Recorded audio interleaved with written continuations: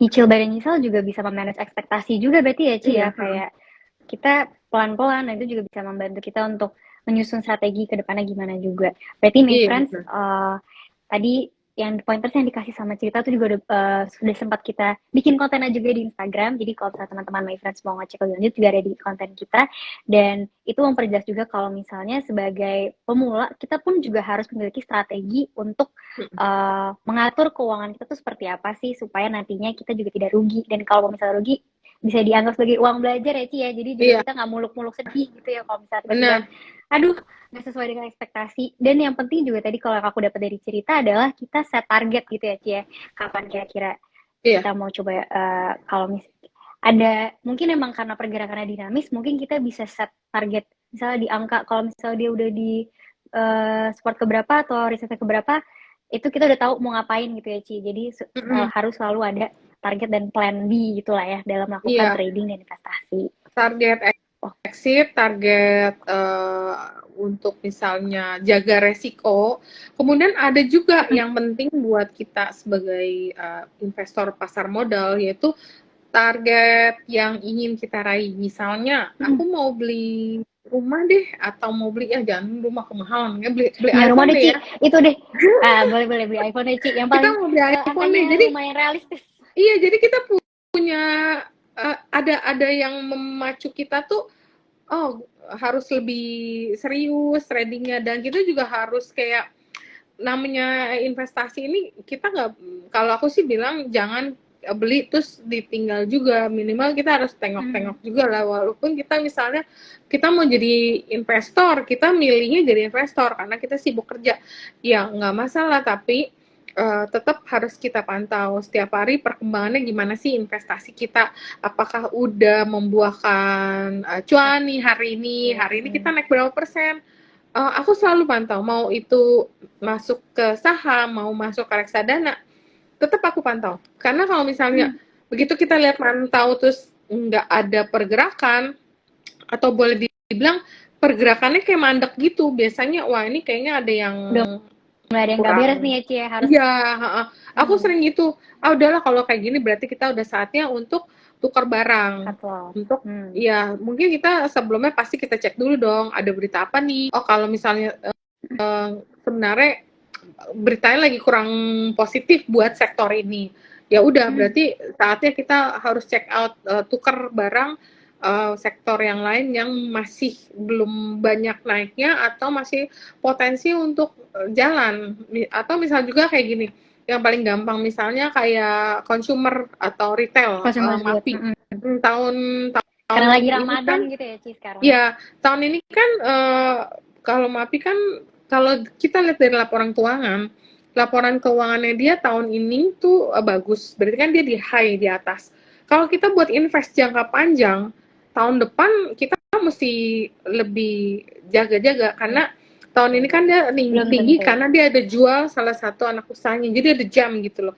Nah, tahun depan kayaknya udah gak ada apa-apa nih. Kayak tahun depan bisa yang dari segini profitnya tahun depan bisa turun. Wah, Jadi ini turun. year on year bisa turun. Berarti kita mungkin boleh habis dividennya nanti udah dibagi apa Keluar. enggak, kita udah mikir nih harus cari tempat investasi yang istilah masih di bawah, yang belum banyak geraknya. Nah, ya itu mungkin di sini boleh. Ini hanya contoh, ini bukan rekomendasi, disclaimer, nggak ada rekomendasi beli atau jual. Oh, kayaknya aku mau pindah ke sektor health deh, karena waktu sektor health tahun kemarin jelek.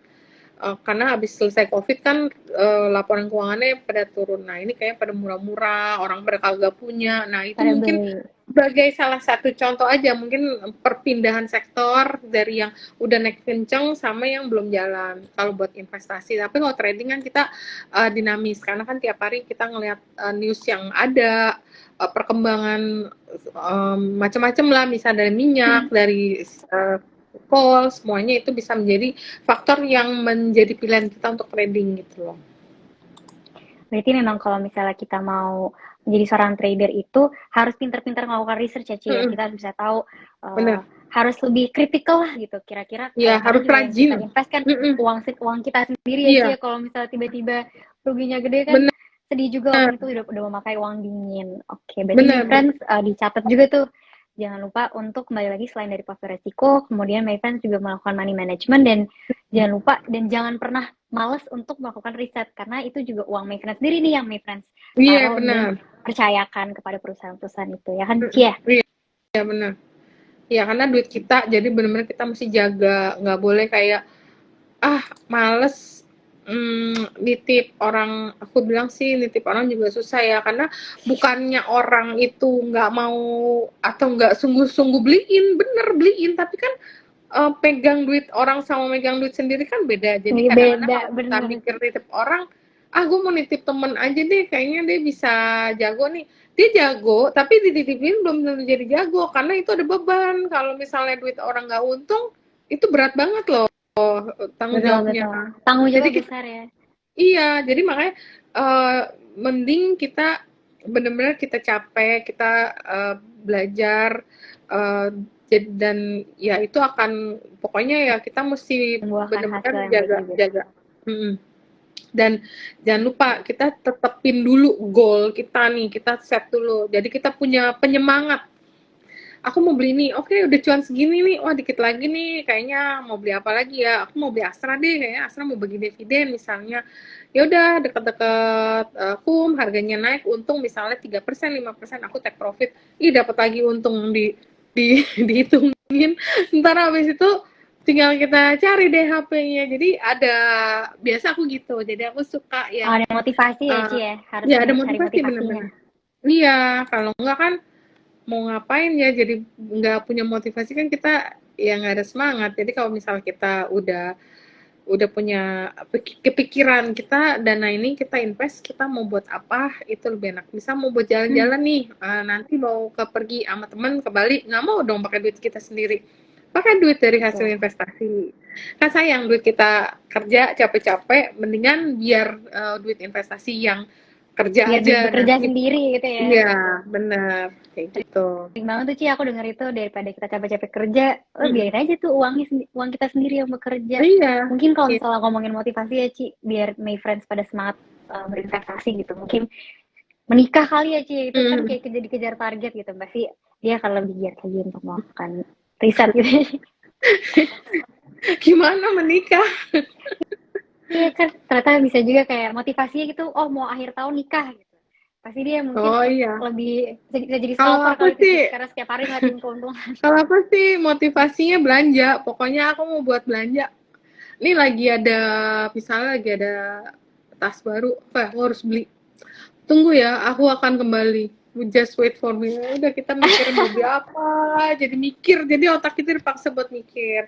Jadi memang harus ada komitmen kuat. Terus kita, tapi investasi kita juga harus berani gagal. Karena nggak mungkin lah namanya 100% selalu untung, nggak ada. Ada saatnya juga kadang ada tahun yang bagus banget, ada tahun yang mandek, ada tahun yang turun. Tapi turun selama kita masih nggak patah semangat, terus tetap deh pokoknya stay positif lah. Nggak mungkin turun nggak naik. Selama barang kita barang bagus, barang benar, itu pasti balik lagi. Terus kita juga nggak boleh nyerah kayak, aduh gua kayaknya kegebok-gebok nggak cocok.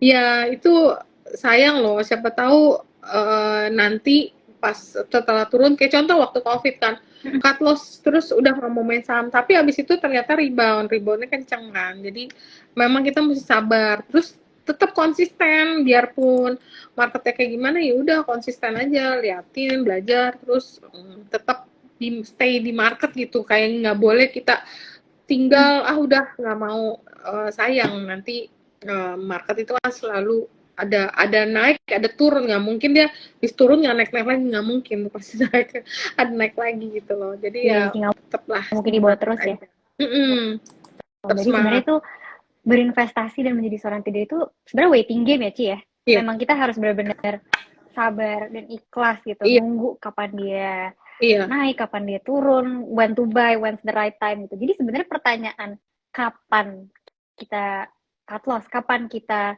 take profit gitu-gitu tuh sebenarnya nggak ada jawaban yang paling benar ya Ci ya. Nggak ada, tapi dari awal kalau kita udah pengalaman di market, kita pasti udah set waktu masuk. oh ini kayaknya bisa ke sini nih, oh ini kayaknya bisa naik ke harga segini. Misalnya kalau dia berharga 1.000 ganti 3 digit, oh kayaknya bisa deh dapat 5% misalnya. Tapi kalau dia gagal ngebreak di 1.000, berarti aku harus cut di harga berapa. Jadi memang kalau bisa tuh udah disiapin trading plan-nya. Terus jadi misalnya sahamnya bergerak, tapi ternyata dia misalnya nembus nih ke harga yang target atas kita, target harga jual, tapi ternyata tuh kuat banget.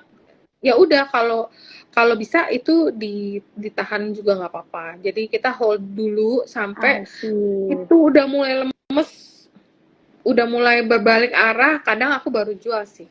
Jadi memang market itu kita nggak boleh terlalu kaku juga sih. Memang harus fleksibel kadang-kadang. Misalnya Masih ikutin aku set nih, ngikutin market ya, Ci? iya, ternyata kuat banget dan kelihatan yang beli tuh wah kayak agresif banget, volume juga naik, harga naik, berarti kan ada kenaikan, ada flow masuk ya. Oh ini kayaknya mungkin ada sesuatu yang kita belum tahu gitu. Biasa ya udah kalau gitu kita tahan dulu deh. Tapi ternyata udah naik berapa hari sampai harganya udah naik 10% daripada investasi awal. Kemudian udah mulai profit taking, udah mulai turun. Udah tinggal 8% profit kita. Ya udah kita baru buang. Kita secure dulu yang 8% itu. Kayak gitu. Oke, nah Ci, aku mau nanya juga nih Ci. Jadi tadi kita harus bisa fleksibel gitu ya, bisa mengikuti market. Benar. Nah, tapi tuh apakah ada apa ya? Apakah ada strategi lain gitu? Karena kan kadang kalau kita ngikutin trennya gitu, kita ngikutin market, kita hanya jadi beo gitu. Sementara iya, benar. kita nggak punya landasan apapun gitu. Jadi ada nggak sih Ci kayak tips gitu kayak kalau misalnya emang lagi trennya misalnya kayak kemarin tuh yang masa-masa ITMG lagi naik dan lain-lain, itu apakah kita langsung ikut aja gitu, para marketnya lagi pada buru-buru kita ikutan juga gitu, atau sebenarnya better kita hold off dulu nih gitu, kita lihat dulu iya, lihat dulu teknikalnya udah di atas dulu, misalnya naiknya udah tinggi, terus biasanya pas hari H pembagian dividen, pemutusan pembagian dividen atau pada RUPS itu biasa kita lihat dulu, aduh ini jam berapa nih RUPS-nya, jam 2 nih, kok angin-anginnya kayaknya kok, kan biasa kadang-kadang kayak gitu ya, suka sekali aku perhatiin kayak bocor gitu loh, jadi udah naik-naik toko jadi merah, ini apa jangan-jangan angka dividen yang kita antisipasi ini nggak sesuai dengan harapan pasar gitu loh. Bisa pasar ekspektasi itu pembagiannya sekitar 70% daripada keuntungan, tapi ternyata wah ini jangan-jangan kurang dari 70, ternyata benar, pas diputuskan itu lebih rendah daripada tahun lalu. Profit taking dong, namanya orang tuh ada yang kecewa, dijual-jualin. Nah makanya itu kalau udah di hari H, biasanya aku nggak mau masuk lagi, karena takutnya satu, orang profit taking, kedua, hasil yang dirupkan atau diputuskan dalam rapat umum itu nggak sesuai sama yang diinginkan oleh pasar. Nanti kalau kita masuk hasil nggak sesuai, aduh kita bisa kena rugi, walaupun itu bukan company yang jelek, toh nanti dapat dividen, tapi kan kalau bisa nggak rugi, ngapain kita cari penyakit kan? Betul. Kalau bisa lebih mudah gitu dapat jalan pintasnya, kenapa kita harus cari yang bikin rugi? Tapi kalau misalnya kita putuskan, oke, saya mau ambil resiko ini, saya mau spekulasi di sini, udah benar-benar kita jaga begitu. Kan kayak di Maybank kan juga ada smart order kan, begitu kita cut harga berapa kita udah set. Jadi begitu dia nyentuh set, jadi kita langsung cut. Memang kita udah kayak udah kita putusin, oke, aku masuk ITMG hari ini RUPS, hari ini sahamnya lagi turun, oke aku ambil resiko, aku beli, tapi kalau gagal aku cut. Dan itu dia nggak apa-apa juga, tapi tetap mesti jaga risk kita, jaga modal. Paham. Oke. Berarti sebenarnya ada fitur si smart order di Maybank Trade itu lumayan membantu ya kalau misalnya dari masa-masa kritis seperti sekarang.